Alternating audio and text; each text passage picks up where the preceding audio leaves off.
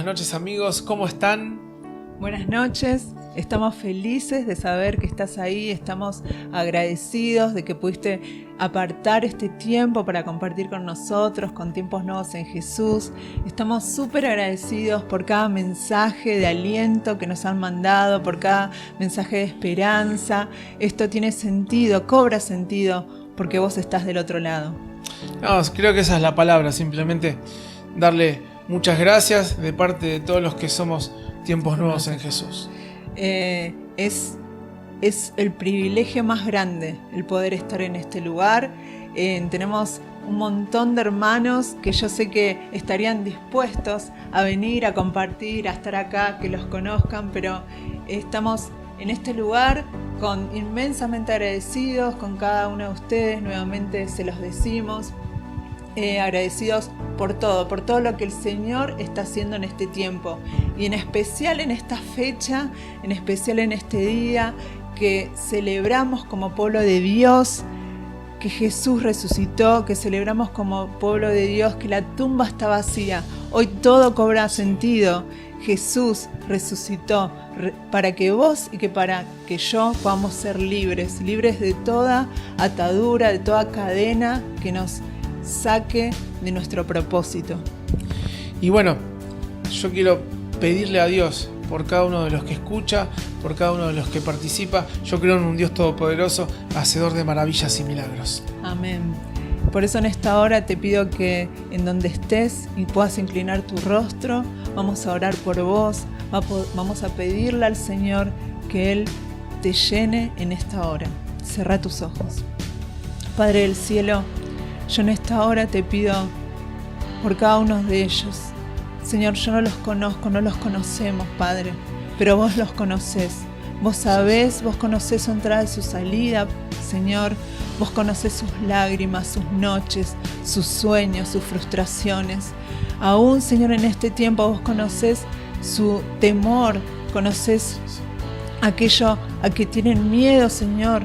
Padre, por eso te pido que donde estés, vos te estés llevando toda ansiedad, vos te estés llevando todo miedo al futuro, vos te estés llevando todo miedo a la muerte, que vos estés despertando en ellos tanto el querer como el hacer, tu buena voluntad, Señor, que vos estés despertando en ellos el poder conocerte, el poder saber de vos, que vos estés preparando sus corazones como tierra fértil para recibir esa palabra, ese maná que viene del cielo. Señor, gracias porque aquellos que están ya preparados para escuchar tu palabra van a recibir, Señor, todo lo maravilloso que viene de tu parte. Te rogamos por ellos, te rogamos por los que van a venir y te rogamos por los que ya están, Señor. En el nombre poderoso de tu Hijo Jesús. Amén. Amén. Y vamos a prepararnos para escuchar la palabra. Ahí vamos. Buenas noches. Hola a todos, ¿cómo están? Espero que todo se encuentre bien.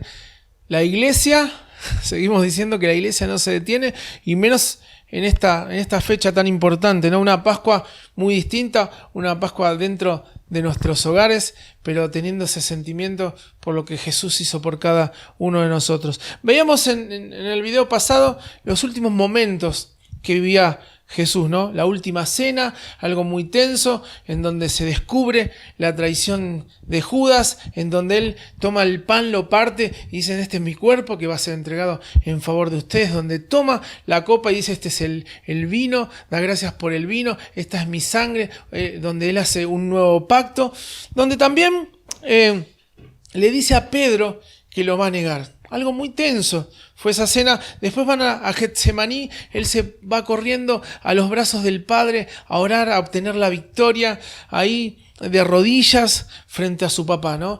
Y después se sucede todo muy rápido. Él es arrestado, es entregado por Judas, enjuiciado injustamente varias veces, y hasta que lo llevan al lugar de la calavera, al monte Gólgota, y en un momento lo único que se escucha son los clavos en sus manos, en sus pies, y ahí lo crucifican. Esta introducción es para irnos a Lucas 23, 33, 34, sus primeras palabras.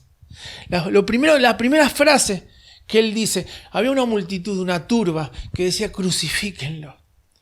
Había un montón de gente que quería su muerte y sus primeras palabras son increíbles. Él dice, Padre, perdónalos porque no saben lo que hacen. Eso es lo que dice Jesús, ¿no? ¿A quién? ¿A quién? ¿Por quién pide perdón? Por aquellos que lo querían matar. Y eso es lo increíble, lo que nos deja, una de las primeras palabras que nos deja la cruz. Es impresionante, ¿no? Yo pensaba, piense usted en alguien que le hizo mal, en alguien que lo injurió, en alguien que lo rechazó, en alguien que actuó injustamente con usted. ¿Cuál sería su reacción? Jesús lo que hizo es pedir perdón por ellos, pedir piedad a su Padre por ellos. Y seguramente ahí en ese lugar, en ese monte, había muchos espectadores, quizás alguno que él había sanado, quizás alguno que él había enseñado, quizás alguno que él había abrazado, quizás algún endemoniado que había liberado o un ciego que había recibido la vista, pero todos gritaban. Todos lo injuriaban, todos lo insultaban, gritando, crucifíquenle, crucifíquenle, crucifíquenle. Jesús para los que lo rechazan tiene piedad, un amor inagotable, misericordia, ¿no? Mi reacción, ¿cuál hubiera sido? Fuego del cielo para todos. Pero la reacción de él, ¿no? Esta gente representa un grupo que rechaza a Jesús, ¿no? Pero la actitud de Jesús es tener paciencia, es tener un amor inagotable y es tener misericordia. Lo primero que él dice, perdónalos porque no saben lo que están haciendo. ¿Conoce a alguien que rechaza a Jesús? Si conoce, pida al Padre por él, pídale a Dios y guarde misericordia. ¿Por qué? Porque ahí lo dice Jesús, porque no saben lo que hacen, tienen ignorancia. Oseas 4:6 dice, mi pueblo es destruido por falta de conocimiento. Entonces, para aquellos que rechazan a Jesús, Él tiene paciencia, Él tiene misericordia y en este tiempo de gracia, un amor inagotable. Después, Lucas nos cuenta, cuando Jesús es crucificado, que del lado derecho y del lado izquierdo había dos malhechores crucificados. Algunos le dicen el ladrón bueno y el ladrón malo, pero en realidad uno de ellos dice, nosotros nos merecemos estar acá, pero este no hizo nada, este es inocente. Todos sabían de la inocencia de Jesús, ¿no? Pero, ¿qué veían ellos? ¿Qué es lo que estaban viendo? ¿No? Todos tenemos las mismas oportunidades. Uno lo injuriaba, uno lo insultaba, le decía, si tú eres el Hijo de Dios, bájate de la cruz y sálvanos a nosotros. Y el otro le decía, el otro ladrón, le decía, aún en la misma condenación, ¿vos vas a seguir insultando? Y le dice a Jesús, le dice algo tremendo, acuérdate cuando vengas en tu reino. Entonces Jesús le responde, de cierto te digo que hoy estarás conmigo en el paraíso. ¿No? Uno lo injuria, el otro lo reconoce como rey. Por eso, este ladrón representa a las personas que lo reconocen como rey. Que lo reconocen como rey. ¿Cuál es la promesa de Dios para aquellos que lo reconocen como rey? Es estar a su lado. Él dice, vas a estar conmigo. Jesús te dice, si vos lo reconoces como rey, yo voy a estar con vos. Y vas a pasar por el fuego y no te vas a quemar. Y van a venir aguas y no te vas a ahogar. Y aunque andes en valle de sombra de muerte, no temeré mal alguno, dice el salmista, porque tú estarás conmigo. Tenemos hasta aquí dos grupos de personas. Unos que lo rechazan. Otros que lo reconocen como rey. Ahora nos sigue contando Juan que él está crucificado en la cruz y ahí está el mismo Juan con la madre de Jesús, María. Y Jesús le dice, madre, mujer, le dice, ahí tienes a tu hijo. Hijo, ahí tienes a tu madre. Todos habían huido. Pedro lo había negado. No había nadie. No había nadie. De todos los seguidores no había nadie. Simplemente un hombre, una mujer que estaban dispuestos a dejarlo todo. Por eso este representa al tercer grupo de personas, aquellos que están dispuestos a dar su vida. Yo le puedo asegurar que Dios tiene un cuidado especial, ¿no?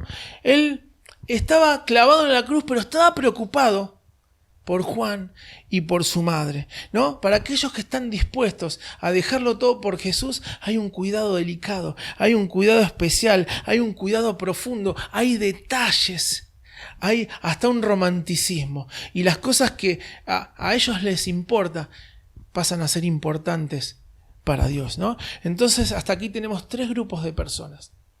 Aquellos que rechazan a Jesús y son atrapados por ese amor inagotable. El segundo grupo de personas, aquellos que lo consideran como rey. Y la promesa de Jesús es estar con ellos. Pero está este tercer grupo de personas que dice, yo te doy mi vida. Ahí está el cuidado profundo de nuestro Dios. Mateo nos sigue contando cómo se suceden los acontecimientos en la cruz. Y las frases que nuestro Señor va dejando, ¿no? Dice, en un momento Jesús dice, Elí, Elí, lama sabactani, que quiere decir, Dios mío, ¿por qué me has desamparado? Y Juan el Bautista decía, he aquí el Cordero de Dios que quita el pecado del mundo. ¿Qué estaba pasando en ese momento? ¿Por qué Jesús se sintió desamparado? Isaías 59 nos dice que no se cortó el poder para salvar. Él siguió yendo, pero nuestros pecados, mi pecado, hace una división entre Dios y nosotros. El pecado es ruptura. El pecado es muerte. El pecado es separación. ¿Pero qué? ¿Jesús pecó? ¿Jesús era el pecador? No. Primera de Pedro 2:24 nos dice, llevó nuestros pecados. Él cargó con nuestros pecados. Y se produjo algo traumático en el universo, porque el mediodía se hizo oscuro, se hizo tinieblas, ¿no? Juan el Bautista decía, Él es el Cordero de Dios que quita el pecado del mundo. En ese momento, todos los pecados de la humanidad, mi pecado, tu pecado, el pecado del vecino, los pecados de tu ciudad, los pecados de todo el mundo, estaban siendo cargados por el Cordero de Dios que quita el pecado del mundo. A Él sea la gloria, la honra y el poder por los siglos de los siglos. Amén. Acércate a Dios. Acércate a Dios. Dios arregló el problema del pecado. Hay gente que me dice, no, yo no quiero ir a la iglesia, yo no quiero acercarme a Dios porque me siento muy pecador. Me siento sucio. Yo soy esto, soy aquello, hago determinada cosa, soy una inmundicia, no me quiero acercar por eso. Es el momento. Es la condición para acercarse a Dios. Es lo mismo que un enfermo no se quiere acercar al médico, no quiere ir al hospital. Quédate tranquilo. Dios arregló el problema del pecado con el Cordero de Dios, con Jesucristo el Señor, que quita el pecado del mundo. Entonces, Mateo nos sigue contando, todos los evangelios nos siguen contando de las frases que hay en esa cruz. En un momento él dice, tengo sed, porque él era un hombre. Él sintió los clavos, él sintió cada rechazo, él sintió cada insulto. Él estaba deshecho en la cruz. Y los romanos eran sádicos, eran expertos en torturar, pero con Jesús se les fue la mano. Con Jesús se le fue la mano porque él duró 4, 5, algunos dicen 6 horas, no más, algunos duraban días, pero a Jesús lo habían torturado tanto. Él era el Hijo del Hombre. Por eso, en esas palabras, tengo sed, estaba manifestando que él era un hombre. Era Dios, pero también era un hombre. Entonces Juan, siguiendo con el relato de lo que pasa en la cruz, dice que Jesús dice, consumado es. ¿No? Consumado es. Él es el único Salvador. Él pagó la deuda. Él pagó la deuda que había, que era impagable por mí y por vos, la pagó Él. Él es el único Salvador. Por eso Hebreos 12:2 dice, Él es el autor y consumador de la fe. Vos no podés hacer nada. Todo lo que fue hecho en la cruz fue perfecto, fue suficiente. La deuda impagable se pagó en ese momento. En el momento de la cruz, en el momento de la muerte, ¿no? Lucas 23 nos dice las últimas palabras, que dice, Padre, en tus manos encomiendo mi espíritu. Y el centurión, el que lo estaba cuidando, dice, este es el Hijo de Dios. Este verdaderamente es el Hijo de Dios. Porque cuando uno está muriendo, en los últimos momentos, dice la verdad. Él no tenía tiempo para inventar o para reproducir algo que él no era. Por eso él dice, Padre, en tus manos encomiendo mi espíritu. Todo lo que él decía en ese momento era 100% verdad. Él era el Hijo de Dios. Verdaderamente este es el Hijo de Dios. Y todo estaba oscuro. Parecía que Satanás iba ganando. Era el festejo de las tinieblas, ¿no? Pero la cruz queda vacía. Jesús muere. Lo traspasan con una lanza. Entonces la cruz queda vacía, pero la buena noticia es que Él resucitó. Él venció a la tumba. No me gustan las cruces en donde Jesús está ahí, el supuesto Jesús está clavado en la cruz, ¿no? Ese no es Jesús. Él no está clavado en la cruz. Él es el Cordero de Dios que quita el pecado del mundo. Él es el Hijo de Dios. Él es el Salvador. Él es el nombre sobre todo nombre. Amén. Mateo nos cuenta de la resurrección. En el capítulo 28:2 dice que María y María Magdalena el primer día de la semana van al sepulcro. Van al sepulcro y ahí se produce un terremoto. Desciende un ángel, corre la roca de la tumba y se sienta sobre ella. Parecía un relámpago. Sus vestidos, dice, el vestido del ángel era blanca, ¿no? Y dice que la guardia, Mateo 28:4 dice, la guardia de miedo se quedó temblando y quedaron como muertos. Y el ángel le dice a las Marías, no tengan miedo, yo sé que están buscando a Jesús, pero Jesús no está.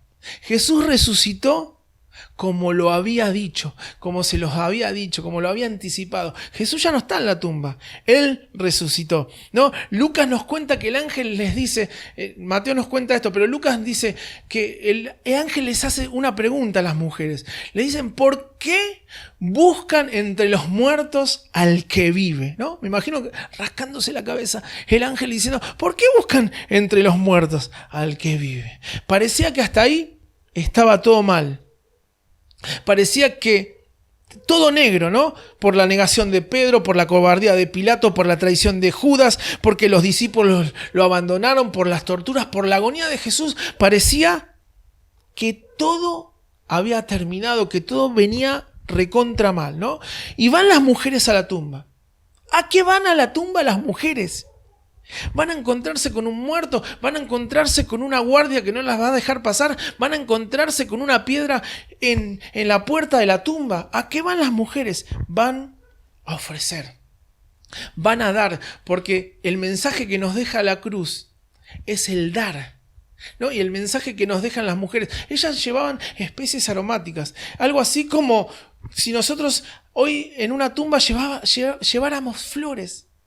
Ellas iban a dar. Este es el ejemplo que nos deja Jesús y nos deja la cruz. Porque viene un tiempo, este va a ser un tiempo, y escúcheme bien, este va a ser un tiempo donde vamos a tener que aprender a dar sin esperar. Este va a ser un tiempo donde vamos a tener que aprender a amar sin ser amado, a perdonar quizás sin ser perdonado. Este es un tiempo donde vamos a tener que entender y comprender aún sin ser entendidos, ¿no? Camino a la tumba, yo creo, y esto va por mi cuenta, por mi parte, yo creo que esas mujeres camino a la tumba pensaban, ¿vale la pena?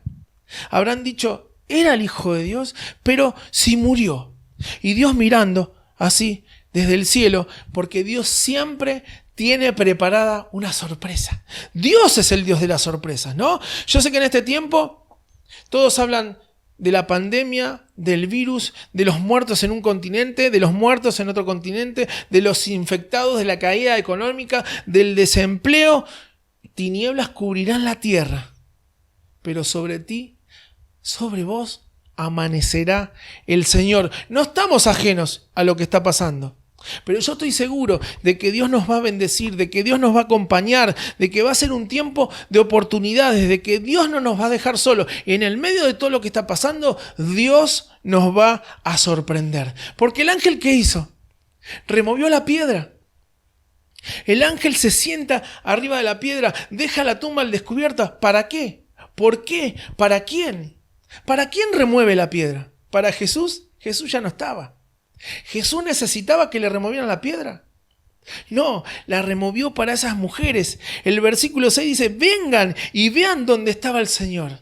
La piedra ya estaba corrida para las mujeres, para que ellas puedan ver, ¿no? Y me imagino la cara de las mujeres. ¿Quién entra primero a la tumba removida por un ángel? ¿Quién entra primero a la tumba vacía? Y ellos ven que el cuerpo de Jesús ya no estaba.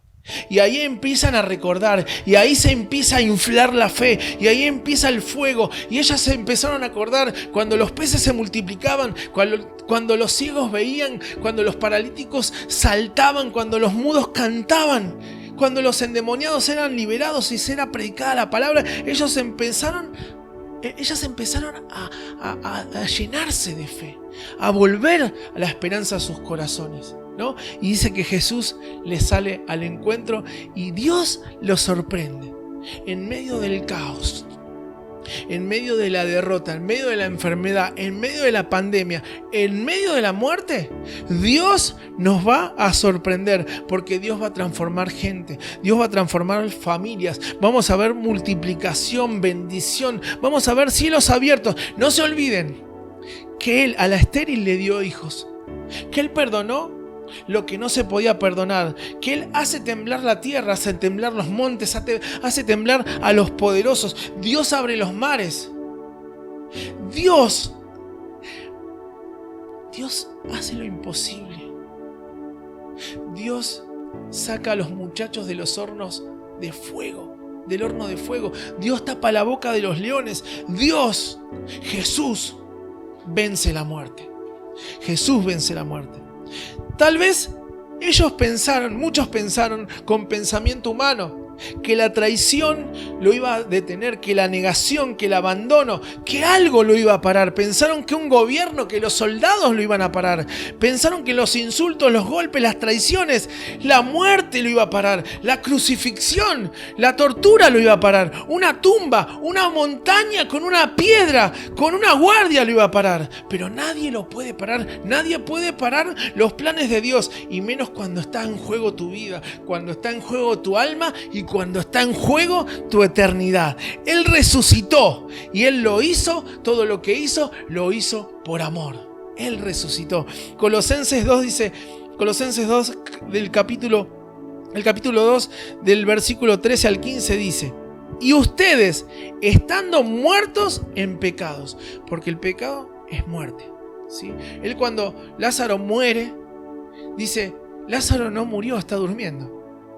Cuando muere la niña, dice, la niña no murió, está durmiendo. Sin embargo, acá la muerte es el pecado. Dice, ustedes, estando muertos en pecados y en la incircuncisión de vuestra carne, les dio vida juntamente con Él, perdonando todos los pecados,